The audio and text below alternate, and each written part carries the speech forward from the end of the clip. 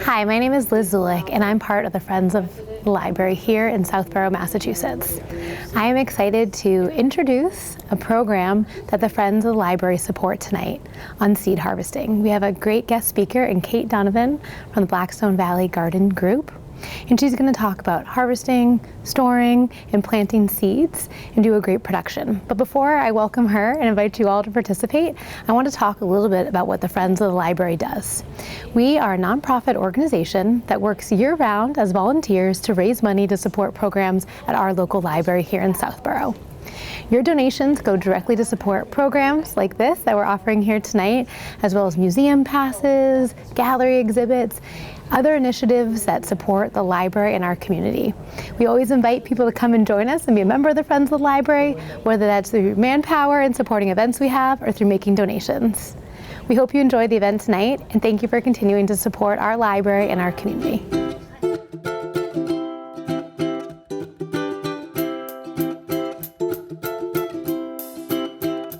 Hi everyone, I'm Kate Donovan, and I have been here several times in the past because we need to be doing more gardening. We need to be growing more food. We need to be saving money. We need to be getting that exercise, and let's start today, okay? So this is September, and it's a really good idea to start thinking about seeds. I see some seeds in the stores where some of the packages are $6, $7. I got one package of seeds. It was given to me. I get a lot of donations of expired seeds from a lot of companies, but it was quite a few, not that much, maybe 100 or 200 cabbage seeds. They were really nice cabbage, but it was a $40 pack of seeds, so they can be quite expensive. And there's nothing, the seeds that grow the best in my yard are going to be those cucumbers that you grew in your yard, or the tomatoes that you grew in your yard, because we know that we're not buying them from some state, 2,000 miles away, and that we have similar climates. Me down in Blackstone, and you folks here in Southborough. So with this presentation, we're going to learn about planting, harvesting, and storing seed. And it's really not that hard. So, okay. So, let's talk, when we talk about seeds and we buy seeds, it's kind of cryptic if you really don't know what you're looking at. The first thing you may ask yourself is, how am I going to plant this? When am I going to plant it? We have all that information on the back of the package if you can kind of decipher it. One of the first key things that you have to know is the zone. Actually, this is old from 2 years ago. I need to update it, but I did change it. Our hardiness zone here is 6B. If it were, when I was a kid 100 years ago, it was actually 5B. And then a few years ago, it got elevated to 6A. And then 2 years ago, it went to 6B. That's due to climate change. So if anyone tells you that climate change is a hoax or what have you, it certainly isn't. So when you get a seed pack and you want to know when to start those seeds, the way they'll tell you is that 6B, you plant them in mid-May. And you have to know your 6B, because, so that describes it for you. And you have to know, when you want to get an idea on what to plant, when you want to arrange your garden, you should arrange your garden in your head and then on paper before you plant it, because some plants get along fabulously and others will not. So you have to know, is it a cool weather crop, lettuce, your brassica plants, your carrots, beets? Those are all cool weather crops. Some of them you can start in mid-March, right in the ground. The minute the soil is soft enough, you can plant them. Or are they warm weather crops? Some things they will mislead you. For example, you hear a winter squash, and you think, oh boy, I can start that in the cold weather. It's a winter squash. It will die in 40 minutes flat. It's a weather wuss. Yes, once you get them started, they will last well into almost a freeze, but not really as a warm weather crop. Also, and you really, before you get going, you have to know or have an idea how you're going to start your seeds. Now, are you going to start them indoors under lights? There are some vegetables, tomatoes, peppers, eggplants, for example, that you can't just plant the seeds outside, because by the time the soil warms up enough for them to germinate, by the time they start bearing fruit, it's going to be close to a freeze, so because our season's so darn short. So if you're going to be growing peppers or tomatoes or eggplant, and there's others as well, you will want to start them inside first, or you will want to start them with another process I'm going to tell you about, and that's milk jug sowing. So you use the winter milk jug sowing. And that's a new thing that people are using, those big old gallon milk jugs or water jugs. And I have a video on it, so I don't want to spoil it. Or you're going to direct sow, stick it right in the soil. As I say, there are some crops, spinach, some kale, bok choy, peas. The minute the soil is soft enough and not frozen, you can stick them in. And even if there's a freeze, it's not going to bother them. They love it. So, this is gardening zone 6 seed schedule. This is a high level. It doesn't have all the plants there, okay? But for example, kale, you can start your kale in, see, the legend is up there on the top. You can plant or transplant it outdoors in March, and then you harvest it in May. You can plant them again mid-August, and they will go all the way to November.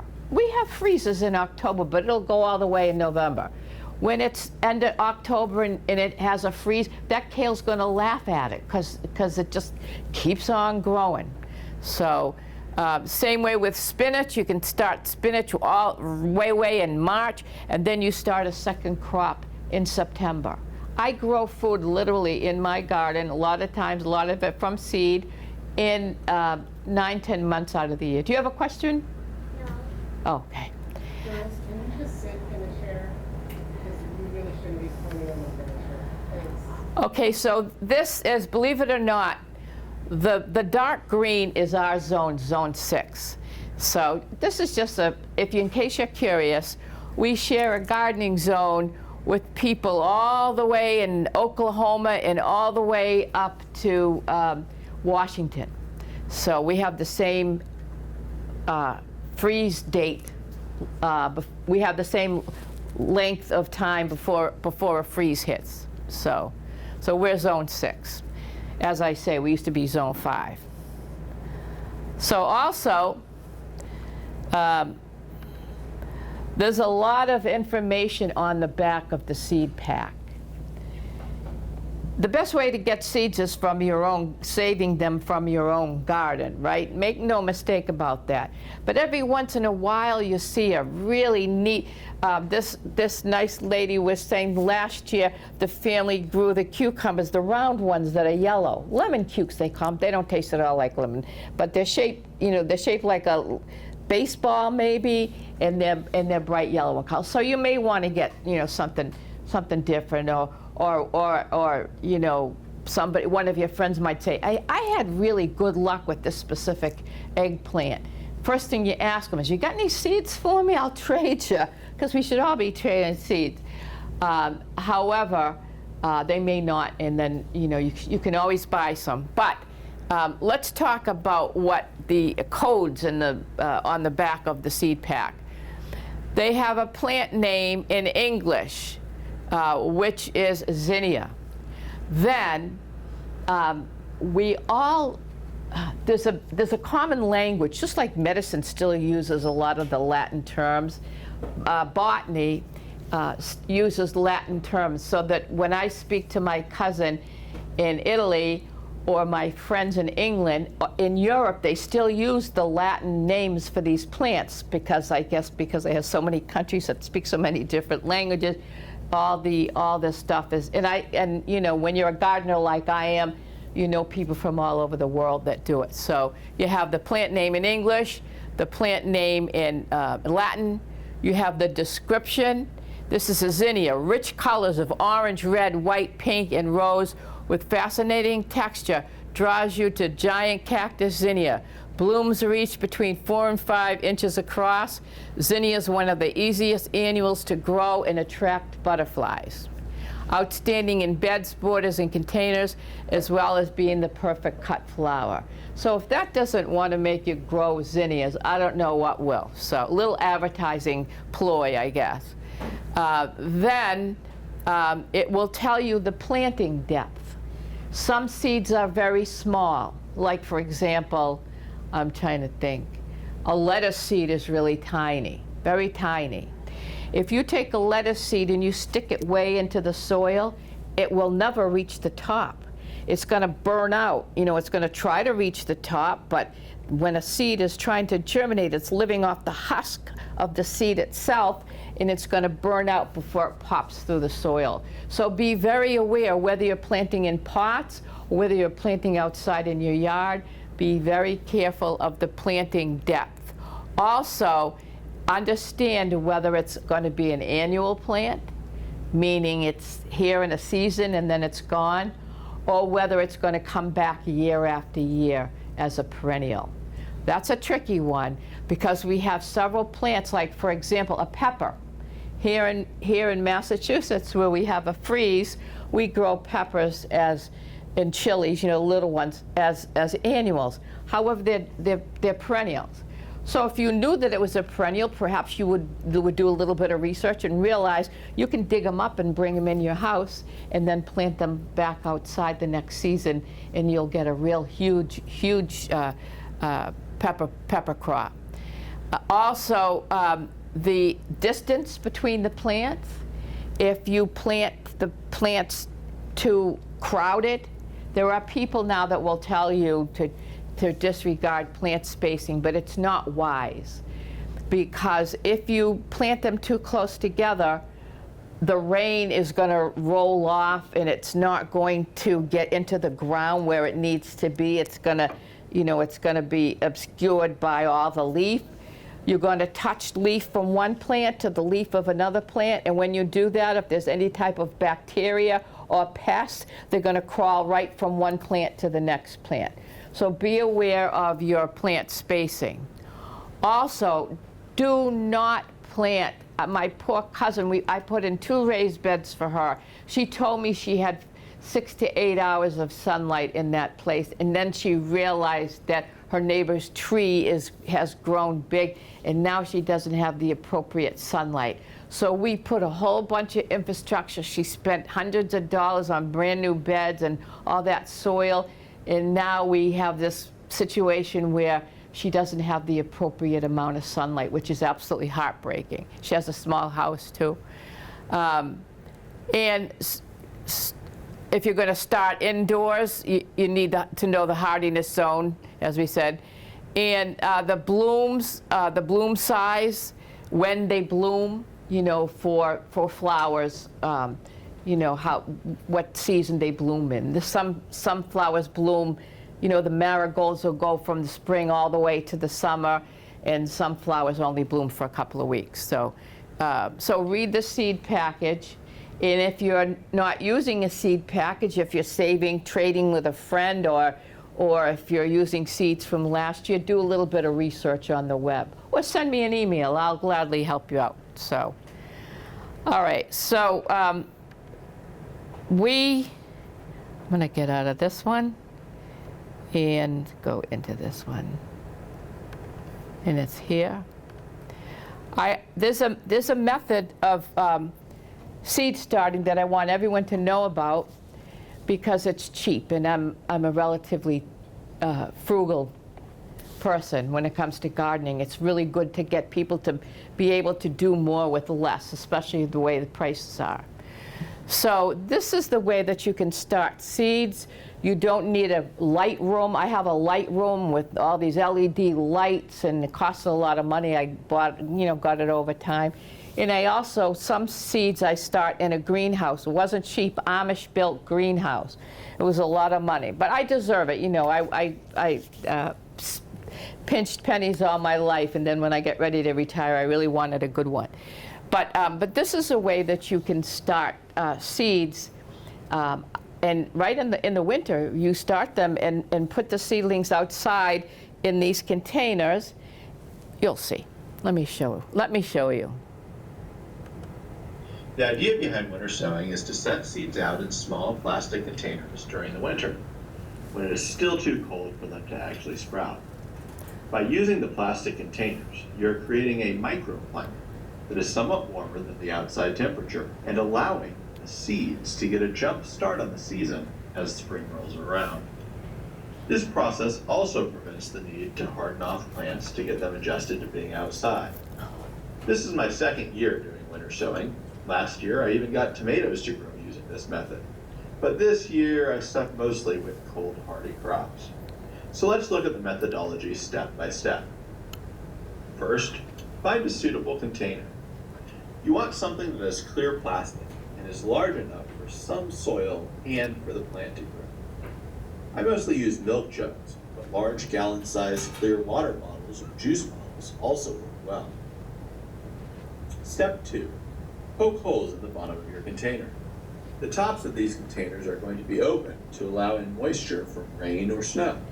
The soil needs to drain well so that the bottle does not flood. Step 3. Cut open the container. I like to leave the handle on milk jugs intact so that it will hold everything together, and it sort of creates a hinge. Step 4. Add soil. I use compost. But Good potting soil is good for this process. Good potting soil. Not seed starting soil, because it has to be in there a long time. Plant seeds. How many seeds and the appropriate spacing for your plants will vary based upon what you are growing, but use good judgment. These plants will be growing in here until you are ready to transplant them, probably a couple of weeks after your last frost. For larger plants like tomatoes or peppers, I am comfortable with as many as 4 seeds spread on each of the 4 corners of the container. For smaller seeds, such as greens, you can sow even thicker. 9 Step to 6. 12 plants. Add water. Spinach, for example, I would If you're putting use. these out close to when you want them to start germinating, you will want to make sure the soil is well moistened. Step 7. Use duct tape to close the container. You want to try to seal this as best you can. Step 8. Use a permanent marker to label the outside of the container. I suggest writing on the duct tape. Put a label inside of the container. When you're I use growing popsicles. like cabbage and kale, the seedlings look exactly the Step same. 9. So you got to remember to Place label the them. plant outside. While this technique can be used any time of the year when you want to create a microclimate a bit warmer and more humid than the surrounding air, when winter sowing, you should generally put plants out before your last hard frost. By hard frost, I mean a period of more than 4 hours where the temperature is less than 25 degrees. Some people will let their winter sowing stay outside through most of the winter, but in climates where you have some particularly warm spells which are followed by hard frosts, the warming may trigger germination and then kill your plants in the frost. If I am planning to put my winter sowing containers out early, I often skip the watering step after planting the seeds to help prevent the early trigger of germination. As you are getting close to the last hard frost, and in the days that follow, you will want to make sure that your containers are getting moisture. Early spring often is a pretty moist period, so you may not have to supplementally water, but keep an eye on your precipitation during that period. This year, I planted snow peas, beets, rutabagas, spinach, and turnips using this method. Tomorrow I will show you how they all did and if they're ready for transplant. I also am planting our golden crispy melon today, using this method, and we'll let you know in the future episodes how it is. Have you ever done winter sowing? Okay. So, this is how I've done it, and we have grown hundreds and hundreds of plants. When it comes to your cold hardy greens and peas and radish and those ones that you grow early, right when it's winter, this is winter sowing, so right around the end of December or the beginning of January, that's when you can put your jugs out. Don't worry about anything. Those warm crops, I was so afraid that they were going to trigger early germination, but we put them out mid-March, and we had more tomatoes and peppers and eggplants. It was unbelievable. So the cool weather crops, mid-March, the warm weather crops, cool weather crops, end of December, warm weather crops, mid-March. So that's what you do. Easy peasy. Okay. Hey, do they have to be, the containers have to be in the full sun or? No, I don't think it matters, okay? I don't think it matters if they're in the full sun or not. So, yeah, they'll eventually germinate. I wouldn't put them in the dark shade, but if they have some amount of sun, I think that's fine. So, we're not trying to get them to grow to fruition. You know, we're just trying to get them to germinate. And I tell you, when you plant, when you start a plant indoors, a lot of times I have plants that I could start outside, but I start them inside early to give them a little head start. You can't just take them from inside and put them outside. You have to take them out for a day, bring them in, put them out, you know, for a couple hours the next day, and then longer and longer for a period of a week to harden them off, they call it. It actually thickens the skin of the stem so that they don't die. And when you do it this way, you don't have to. A lot of times they come up a little bit later, but they always catch up, and they're super, super hardy. So let's talk about this. Another way that you can start seeds, as you know, you can start them because that's the only way to get plants, which is your tomatoes and your peppers and your eggplant. Really, some of your Brussels sprouts, they have a long growing season, or your celery is a good, you know, should probably start that as well. But there's other things that are optional. You can stick you can wait till mid-May and stick your cucumber seeds in the ground, that's fine. But if you want to give them a little bit of a head start, at the beginning of May, then you can, you know, start them inside under lights. And I use a LED light. But you set up a seed starting area and prepare the soil. You use a seed starting soil. A seed starting soil has no nutrition in it because a seed doesn't need nutrition in order to germinate. It lives off the husk, its own husk, to germinate. So, but before the seeds germinate, before they even go under that light, you can put them under a heat mat. You ever see those heat mats? I think they cost like $20. They're plastic. They last forever. You don't have to worry about having them, you know, burn your house down because they're just warm. You can touch them. Probably 75 degrees because most plants do not need light in order to just pop through. They need heat instead. But once they get popped through, you put them under these lights, and as I say, you use the seed starting fertilizer, and you keep them in there until you get. Most plants come up with a set of leaf that looks very different than the other one. They look very similar. The cucumber seed leaves look very much like the squash leaves, like the cabbage leaves. They're all kind of round. Those are called cotyledon leaves, and they pop through first. The reason and that doesn't mean the plant is going to be viable. Still immature. But by the time the second set of leaves, those are the true leaves, they look like jagged, like the tomato leaves. You know how they look kind of funny. That's when you know that your seed is viable.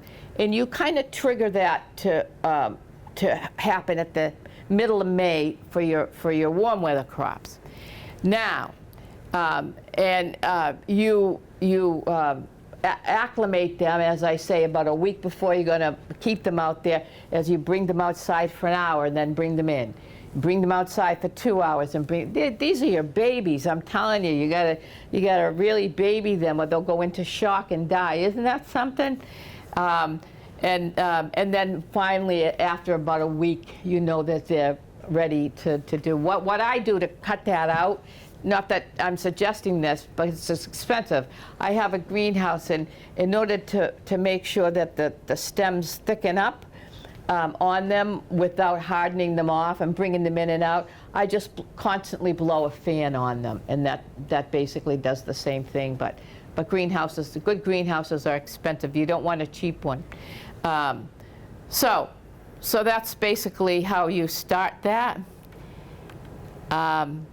So let me tell you about the sowing methods for your food crops.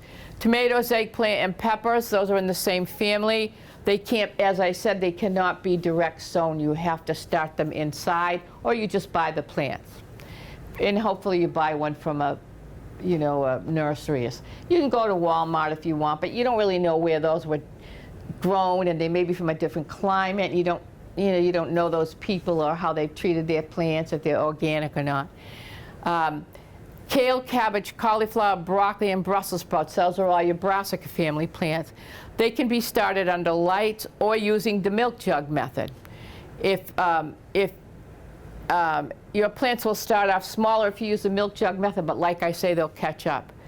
Carrot, beet, turnip, root vegetables should be sown directly outdoors. Because if you start your carrots, sometimes you can start your beets, but it's really not worth it. If you're starting a carrot and then you're going to transplant it, and you have to pull it up to transplant it, it's a little tiny string of a carrot. And when you transplant it, if it gets crooked or what have you, it's going to be a crooked carrot. So it's just much easier to direct sow those seeds. Peas and beans, you can start them inside if you want, or you can direct sow them. The thing is, if you're starting pole beans can grow 8 feet long, and if you let them grow, they grow quite rapidly. They can get tangled. So just be careful. It's not a big deal to direct sow them into the ground, but you can start them inside. Just make sure you have enough room, and you may have to put some popsicle sticks in there and tie them, and it can get a little bit tricky.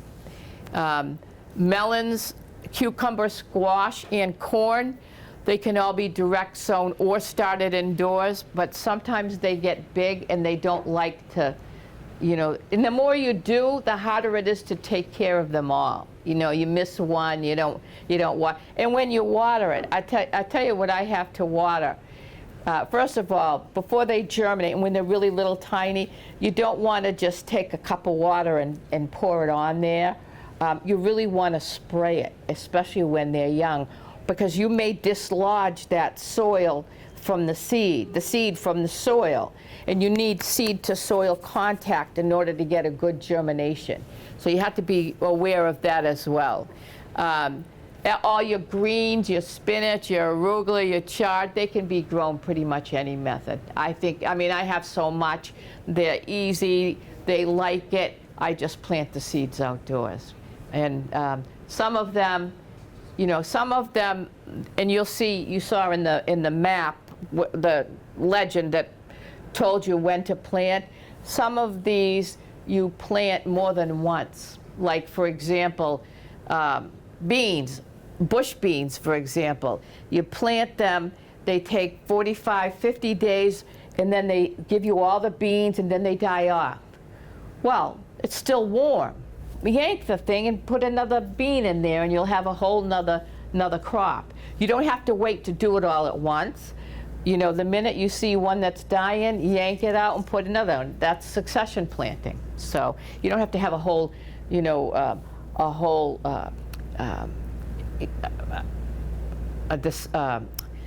April planting and then a July planting, just you know, plant as needed, so to keep everything going. So I wanted to also, we're going on to a topic that's a little bit complicated, but not that much. We're going to talk a little bit about cross-pollination with plants and what that means, okay? So I'm going to give you an example. If you have a melon, a squash, or a cucumber, they're all in the same family. They have a male flower and they have a female flower. The pollen has to get from the male flower to the female flower. But sometimes the pollen goes from the male flower to the female flower of another plant. And if it's suitable, you will have, it will bear fruit that's half the male and half the female. So if you're expecting, you know, that can happen with a lot of plants, and some plants it won't. So not by nature. But there's companies out there that certainly give you hybrid plants, which that's exactly what it is, but they have to manually pollinate, and they do that a lot with tomatoes. But tomatoes in your garden won't cross-pollinate. So let's go over it. Beans, beans, they're fine. They'll stick to themselves. They're self-pollinating. Beets, they'll cross. You know, there's a lot of pretty beets out there. They have white beets, golden beets. I have beets that are, they have a circle of red, a circle of white, a circle of red. They're called Chioggia beets. They're beautiful. And that would cross-pollinate with the golden ones. So you could get a really beautiful new beet variety, but still it would be inconsistent. And a lot of times those crosses are not viable.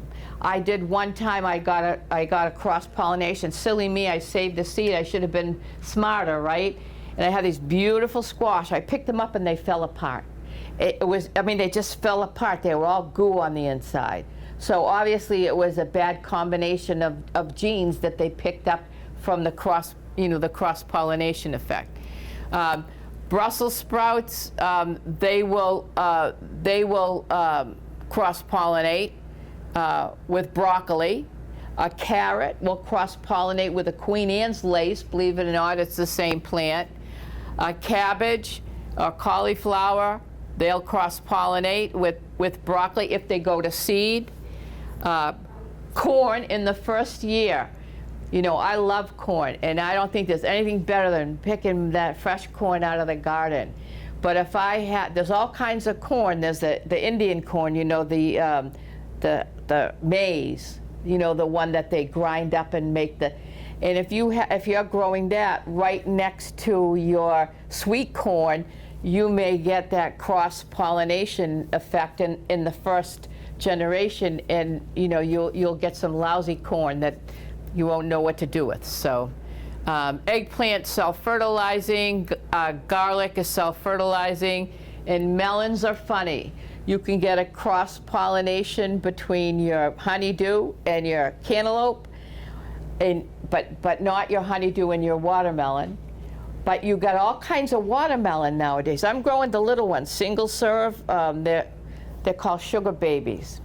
However, some watermelon now, the meat on the inside is bright orange, and others it's bright yellow, and some is pink. Some are seedless. So any watermelon can cross-pollinate with any other watermelon. I know that's confusing, but it's important if you want to save seeds to know that they can cross-pollinate. There is a secret, though. If you're going to plant like a watermelon, only plant one kind, and then you know you can save the seed because you know there's nothing that it will cross-pollinate with. What is self-fertilizing? It means that it has the flowers have male and female parts. So, okay. So there's more of that cross-pollination matrix. I just want to show you, this is a funny one. And this is a cross-pollination matrix of my one of my favorite plant types, this is the cucurbit plant. This is all your squash, all your cucumbers, and all your melons. And it's funny, this one, believe it or not, for some reason I forgot the zucchini. One of the most famous, common kinds of squash, but it goes under the same rules as the crooked neck. So let me just show you what it means here. Okay, so if you have, he doesn't have one of those thingamajiggies. The top one, it says a straight neck. The family of the straight neck is called Cucurbita pepo. That's the Latin name for the family. If you plant cucurbita, the straight neck yellow squash near a straight neck, near another straight neck squash, or a crooked neck squash, or a patty pan, or a zucchini, or an acorn squash, some pumpkin, spaghetti squash, or a delicata squash, you may get a cross-pollination problem. But if you plant the straight neck with the, let's see if I have it, with the butternut, you will not have a problem because a butternut is in the Cucurbita machata family, completely different. So, if you're going to grow more than one, you're going to save the seeds, just check to make sure you're not going to have an issue with the seeds, because that really stinks, By the time you realize you get a weird, funky crop, it's like way into the summer when they come out. So it's best to know these things. Okay. So same thing, that's the one, cross-pollination of your brassica plant. There are some plants that when they go to seed, they don't go to seed until the second year, and usually we grow them as annuals, so it's not an issue. Most of these, it wouldn't be an issue. So, but radish will cross-pollinate with other radish. I don't like radish. Anybody grow radish? I don't like radish. But you have long English radish with the white tips, and then you have some of them they call watermelon radish. They're quite pretty, and some are white, some are purple, some are pink. And they can cross-pollinate. You may have a polka dot one, who knows, right? So also, let's talk about any plant or seed that you buy. You can only save seeds from those plants that are considered heirloom. When you buy a pack of seeds, it will say on the seed pack whether it's an heirloom. If it says hybrid or F1, the initial F and then the number 1, they're not, they're hybrid. But I mean, they're hybrid, but the heirloom means that those plants have been bred consistently over several generations, and they're going to look the same. For example, aroma. If you save seeds from your aroma plant, you know that those seeds that you plant are going to be the aroma seed. But if you save seeds, I'm just going to give you an example of what Burpee does. That's a big company. That's the one who sells seeds at Job Lot and everywhere else online. They're huge, right? But they wanted to grow a sauce tomato. But sauce tomatoes like Romas and San Marzanos are kind of small. So they took aroma and they crossbred it with a big beefsteak. Beefsteak are not sauce tomatoes, they're all water. If you're going to make a spaghetti sauce, you're going to be simmering it 80% down before you get it thick enough, right? So, but they cross-pollinated them, and they kept doing it and doing it and doing it, and now they have a hybrid called a super sauce tomato, and it's big like a beefsteak, big like this, and it's meaty enough that you can consider it a paste tomato. However, they haven't been doing it for that long. So if you save those seeds and you plant them, you don't know whether the offspring is going to be a Roma or a beefsteak or a super sauce tomato, because you haven't bred all the kinks out of it yet. So if you're going to save seeds, make sure. There's a lot of really good heirloom seeds out there. Sometimes in these hybrids that they're building, right, that they're growing, they do them for a reason. A lot of the heirloom, like for example, San Marzano is a paste tomato, right? But San Marzano is susceptible to bacterial wilt. So a lot of the heirlooms are, and so what they're trying to breed it out. We've been breeding and honing these crops for thousands of years, you know, in the Native Americans and from South America and all Central America have been doing this for thousands and thousands of years, and it's not a big deal. But in any case, it's not a GMO. Hybrids are not GMOs. And if they keep doing it and breeding these hybrids, within 100 years or whenever, they're going to be the next generation of heirloom once they get the kinks out. Does that make sense? I know I'm rambling about this, but it's important to understand. Heirloom tomatoes, we can save the seeds. You can save the seeds. Like if we have in our garden heirloom. Heirloom tomatoes. You can save the seed. You should save the seed because they cost $7 a pack to get those things. Too dang expensive. So do you just take the seeds out and put them on paper towel? I'm going to show you how to do it. Okay. All seeds are done basically one way, except for two different types of seed. And this guy, I have a video, he's going to show you how to do cucumbers, and it's the same method that you'll get a kick out of him. He's from Australia, so. He has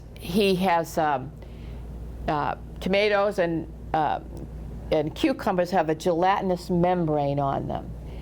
And that can cause the seed to rot, and it doesn't dry out easily. So that you have to ferment the seed, meaning you have to soak it in water and then scoop off the little bit of mold or the cloudiness, and you have to do it for a couple of days, but I'll show you, okay? So also, let's talk about having a seed that's mature. We jump through hoops, a lot of us, especially with my granddaughters, because they don't like the cucumbers. They get a little bit big, they get on the bitter side.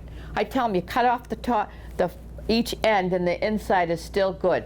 But they don't like it because the seeds are too big. It's not a good mouth feel, you know. So they're so picky. The older one's picky. Anyway, so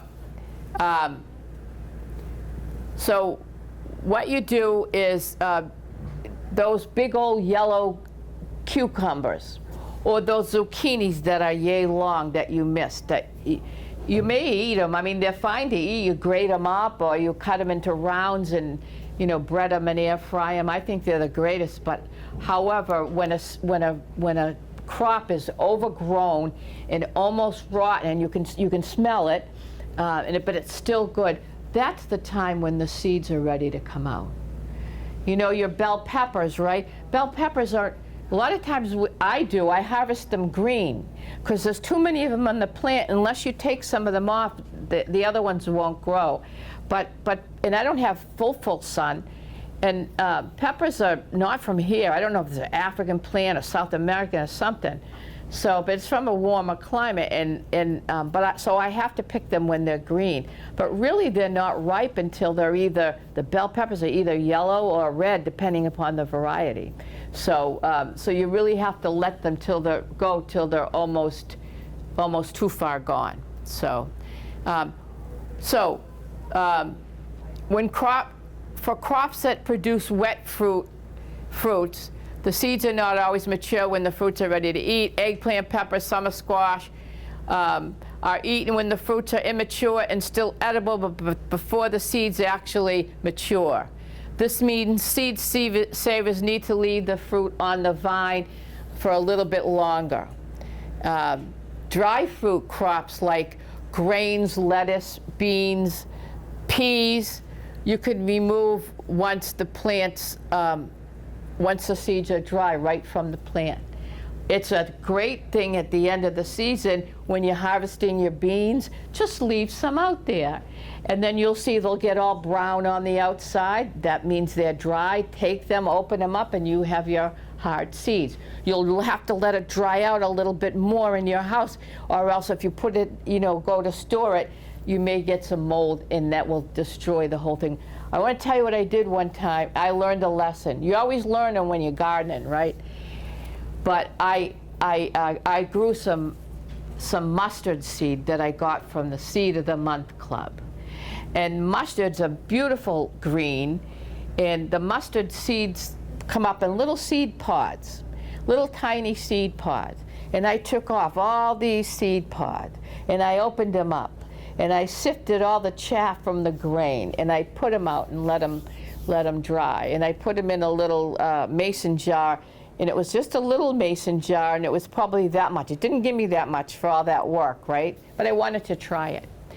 And I took them out. A couple of weeks later, I was going to make a nice stone ground mustard out of it with a mortar and pestle, and they were all molded. Oh, I almost cried. So you really have to have your seeds completely dry before you put them away.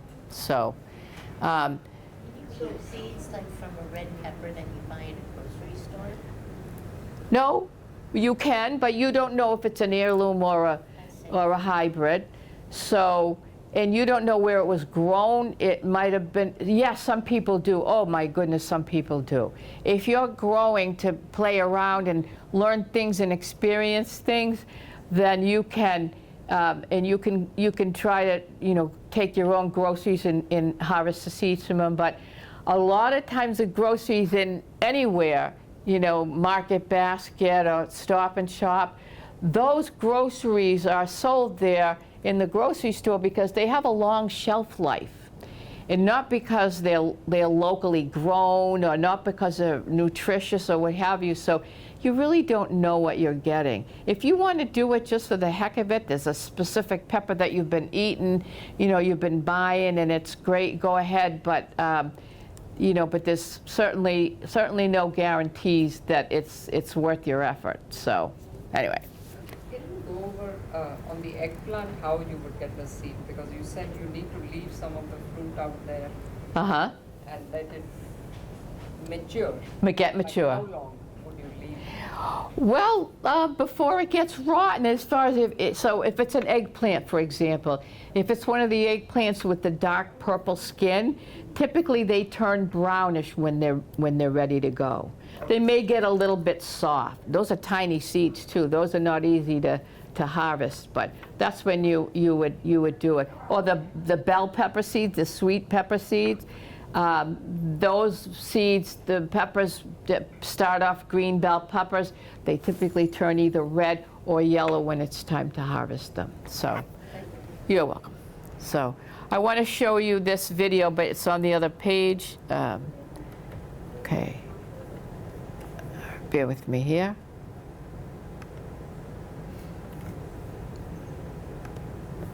All right. All you ever wanted to know about saving seeds, fermenting those seeds with the gelatinous membrane, which are cucumbers and tomatoes, right? So here we go. Been busy saving some seeds from a few different plants in the garden over the last couple of weeks, and I thought I'd bring them on and start to show you how we're collecting the seeds for next spring's plantings for us. Being in the southern hemisphere, we're just coming into winter here. The first one is the cucumber. These are seeds. These are seeds from the Gippy Gold cucumber behind me. You can probably see just up there a large yellow lump. That's actually one of the fruits that's very mature. It's coming on to almost ready to fall off the vine. We're letting them go on the vine as long as we can to make sure we can get as many viable seeds as possible from it. We'll be sharing these, so that's why I'm letting that one hang a little bit longer. This variety is very hardy, especially here in the subtropics, and it was actually developed in Gympie, hence the name Gympie Gold, which is just north from us, about a 2-hour drive.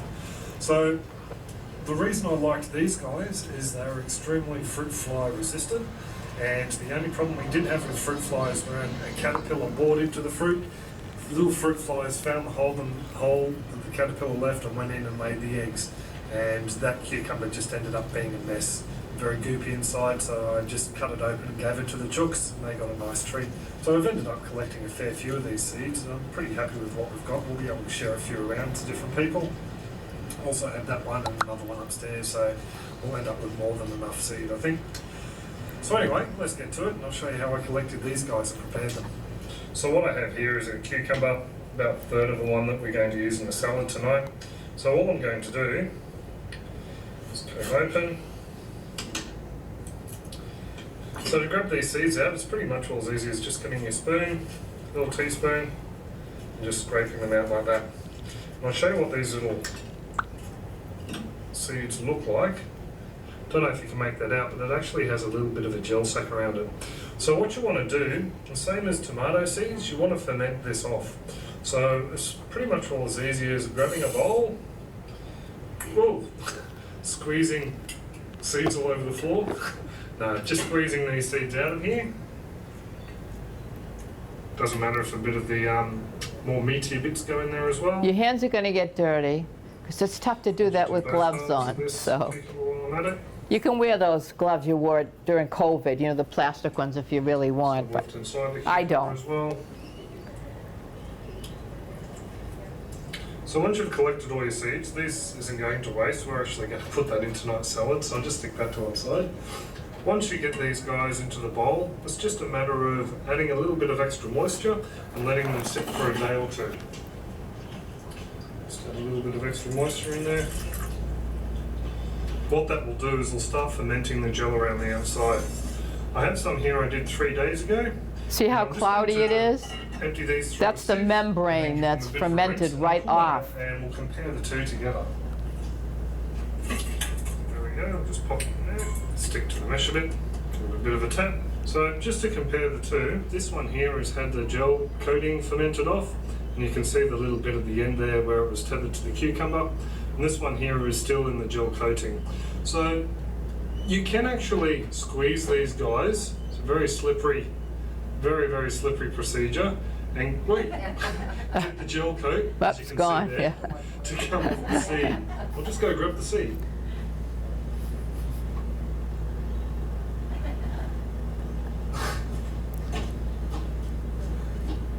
There you go, this is seed. So You don't can want to have actually to just do that squeeze with this every gel sac seed, off, so. and you end up with a nice, fairly clean seed. But as you can see, it can be a little bit of a hazard to anybody sitting nearby. So that's why I think just this fermenting works a little bit better, just sticking them in the bowl there and letting the gel come off that way. So it's easy enough to do. And yeah, these guys now will just be dried out on this paper here. There we go. Don't do it on a paper towel, That's they more tend than to enough stick. for us to have a That's couple like of parchment bags there, and paper, be able to so. share some around. And we have 3 more fruit on the vine, so we'll Baking be able to get paper, some they seeds call from it. them as well, hopefully. And there's the next batch just fermenting there. So saving cucumber seeds is pretty easy, really. And the chooks get to have a bit of a treat. So there's just a quick little look at how we save the cucumber seeds. So any comments, questions, suggestions, just drop them in the comment section below. Other than that, I hope. Okay. So, very interesting. Just another thing is once those seeds are completely dried out, you store them. If you have a lot of seeds, like you cleared out a big zucchini worth of seeds, and you want to store them, you can use a glass little baby food jar or something like that and screw them on there. Remember to label them though, because the cucumber, it may look like some melon, not the watermelon seeds are black, so you can tell if you know, but just make sure you label them. So if there's a lot, you can put it in a little baby food jar.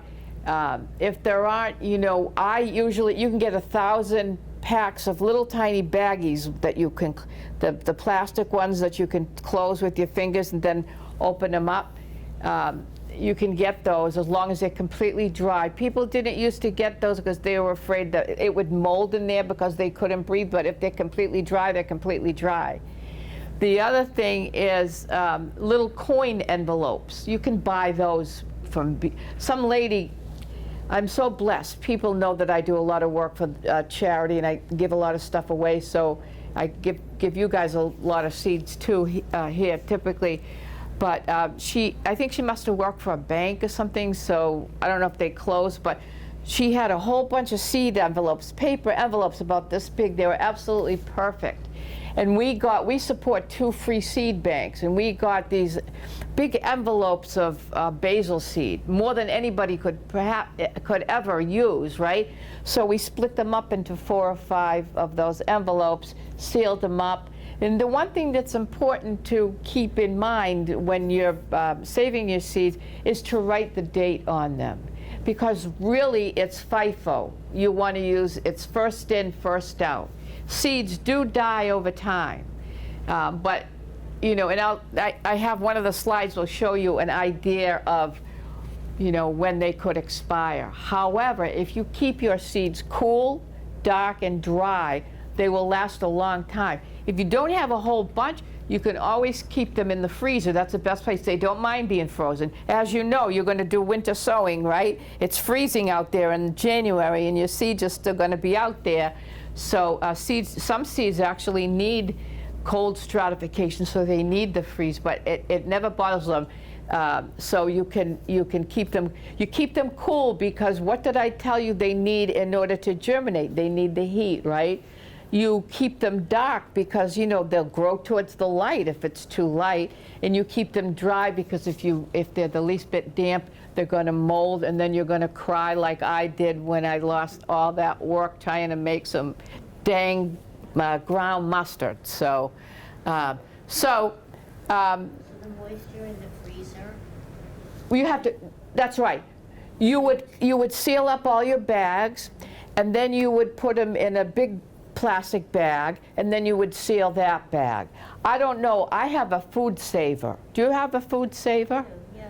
Yeah, that's what you would do. You would put them inside, all your little bags inside a food saver bag, suck all the air out. There are people, you know, I'm blessed to know a lot of people who do gardening and food prepping and all that. Some of them are these doomsday preppers, or they do the long-term storage, right? And they say that some of these, you know, if you seal them up real good and then you put them in the freezer, that they can last decades. I wouldn't say that they would last decades, but they say that they last decades. And the other thing is, you know, when you use them, seal them right back up again. And you know, but in theory, right, for us, we need the seeds to last from when we harvest till the next year, because we're probably going to be growing that again anyway. So in theory, we need it to last a year. But then again, sometimes a crop fails. We have a critter might eat it or what have you, so we may need to save the seed. But typically, I'm going to say typically, the majority of seeds last, I'm going to say 3 years, minimum of 3 years. And sometimes when the seeds get a little older, and you want to know if they're still viable in the pack, they don't all die at once. Like any life form, you know, they don't all die off at once. But what you would do is you would take a few cucumber seeds, put it in a paper towel, fold it over, and then keep it damp, you know, for a good 10 days early. You start this early and see if you get any germination from the seed. If you do, you know that you can plant them. Instead of putting 2 to a hole like you might, because you know they're getting kind of old, put like maybe 3 or 4 to a hole. And then if you have to thin, you can thin. Being careful. I hate to thin. I hate to kill anything, you know, even a seedling. So I try to take them out there and repot them and give them away or plant them in another place or what have you. But they can last quite some time, seeds. Oops. All right. What happened here? Okay. So there's a couple of ways you can save them. I have a lot of people that use those old, Lord knows everybody saves all their pictures now on the, on the Facebook or what have you, right? But we do have those old photo albums that people use those now for their seeds. But I don't know how good they are because they can't go in the freezer or anything. But anyway, and they fill up pretty fast. So, and then those are the containers. And then what some people do is they keep a shoe box or container, and they alphabetize them and keep the lid on it. And that's the way I have mine, is down at the bottom, because I have hundreds and hundreds of my own personal seed pack.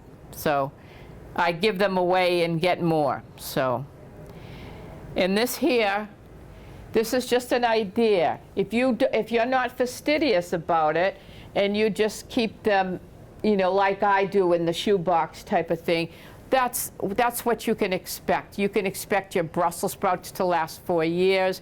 Any type of an onion or allium, like your leeks or what have you, they don't last long. A leek lasts 2 years. you see there's a couple on there that are really best after 1 year. Your onions, your parsley, your parsnips. That's because the seed, dill is the same way. Is it on there? I don't think it's on there. But dill is they're very, very thin seeds, so they just don't hold up for very long. So, but that's it. You see your lettuce is good. It lasts for 6 years, so your lettuce seed is good. Just an idea, your bok choy. Bok choy is a great crop. You can start it in the spring. You can start it in the fall. It never fails. It's a great crop. And Plant bok choy now. you can plant bok choy now. By seed. What's that? By seed. You can plant it by seed. 45 days. Yeah, sure you can. Yeah. Yeah. And that's, yeah. So turnips, watermelon, 4 years. But even then, after 4 years, I wouldn't throw them away. I would do the paper towel test and see if you can get anything out of them. So, and if you don't, just throw them. You know, we should all be trading seeds anyway. I'm not trying to sell, you know, one of my presentations, but I've done them all over. People really enjoy seed swaps. It just gives it gives you an opportunity to chat about seeds and about plants, and it's a lot of fun.